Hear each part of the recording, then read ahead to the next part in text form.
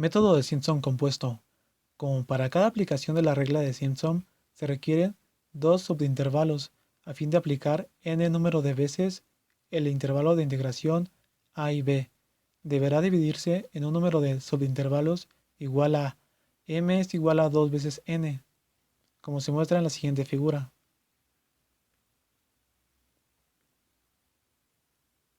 La ecuación de Simpson compuesto se muestra a continuación, donde h es el ancho de cada intervalo, que es el incremento, a es el límite inferior, b es el límite superior y m va a ser igual a 2 veces n más 1.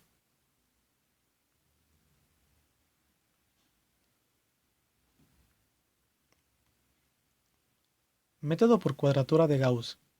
En la siguiente figura se ilustra la curva de la función f de x en el inciso a. Se desea integrar entre los límites a y b. En este inciso se muestra cómo se integraría usando el método trapezoidal.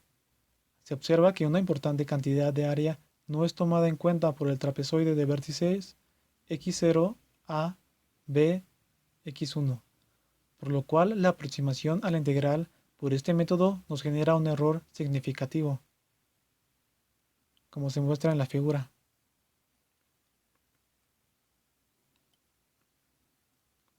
En cambio, en el inciso b nos muestra el método de la cuadratura de Gauss con dos puntos para aproximar la integral de la función f de x.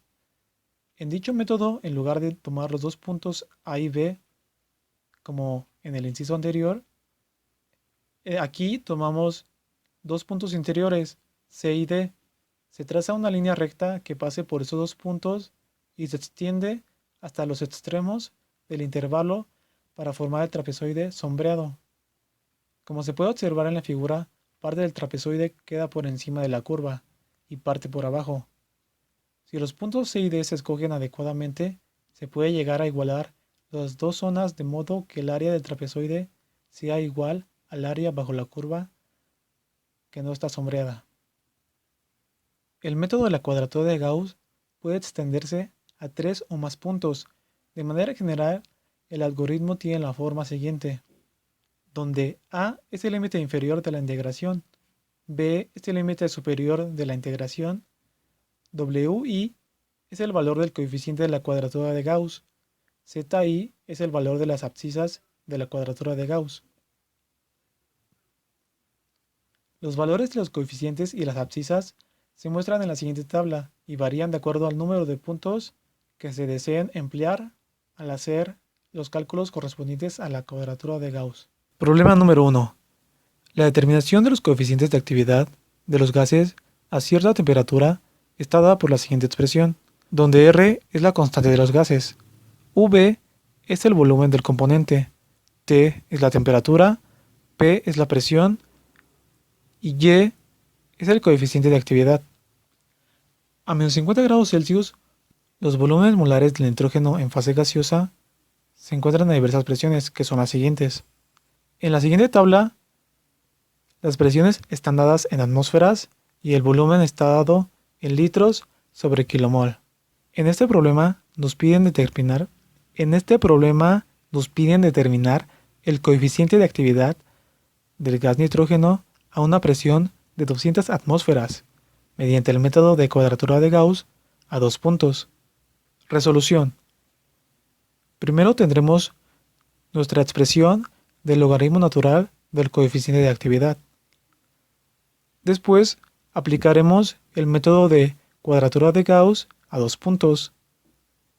Después sustituiremos los valores del límite inferior y del límite superior en la ecuación del método de cuadratura de Gauss a dos puntos.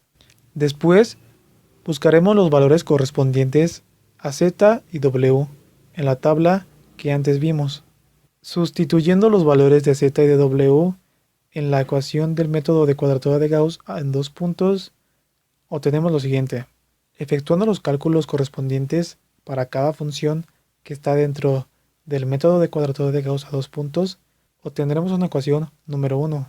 Con los valores correspondientes a cada función obtenidos, los sustituiremos en la ecuación número 1, para así sacar el coeficiente de actividad, dándonos como resultado de un coeficiente de actividad aproximado de 0.15955. Problema número 2.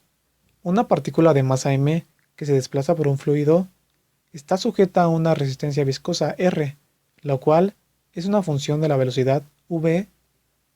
La relación entre la resistencia viscosa y el tiempo t está dada por la siguiente ecuación. Suponga que R es igual a menos v por la raíz cuadrada de v para determinado fluido, donde R está dado en newtons y v está dado en metros sobre segundos. Si m es igual a 10 kilogramos y v inicial es igual a 10 metros sobre segundos, aproxime el tiempo que la partícula tarda en reducir su velocidad a 5 metros sobre segundos usando el método de Simpson compuesto. Resolución. Primero tendremos nuestra ecuación que nos dieron al principio del problema. Luego efectuaremos el cambio de variable correspondiente.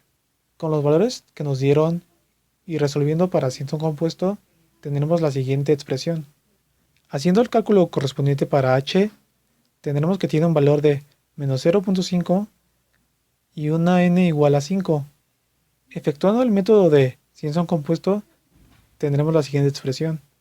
Esto nos ayudará a calcular los valores correspondientes a cada f de x. Luego, con los valores que obtuvimos de f de x, los sustituiremos en el método de Simpson compuestos correspondientes para cada uno, siendo par o impar. Efectuando el cálculo correspondiente, nos da un resultado aproximado de 2.61 segundos, que es lo que tardará la molécula en reducir su velocidad. Código de Simpson compuesto en MATLAB. Este código está compuesto por varios comandos que nos piden las variables correspondientes para efectuar el cálculo del Simpson compuesto, para que luego, con las fórmulas que metimos para cada variable que se necesita calcular, nos arroje el resultado. Y con un ciclo for obtenemos los valores de cada f de x. Funcionamiento del código en MATLAB. Aquí tendremos nuestro código de Simpson compuesto en MATLAB. Lo corremos.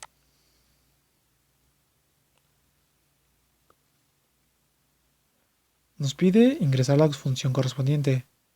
Esta función es la del problema 1.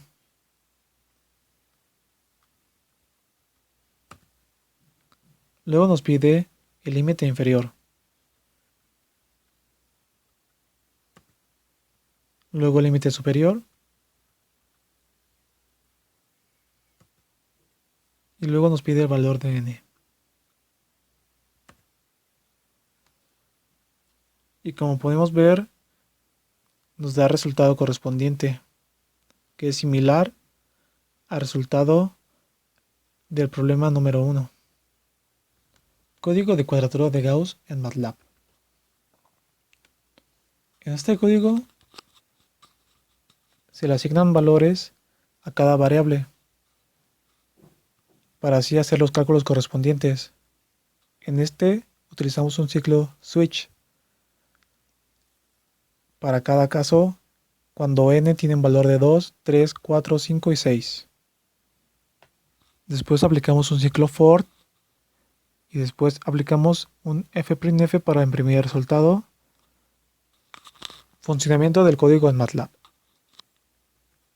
En este caso corremos el programa correspondiente a la regla de Gauss. Nos pide la función. Luego nos pide el límite inferior. Luego el límite superior.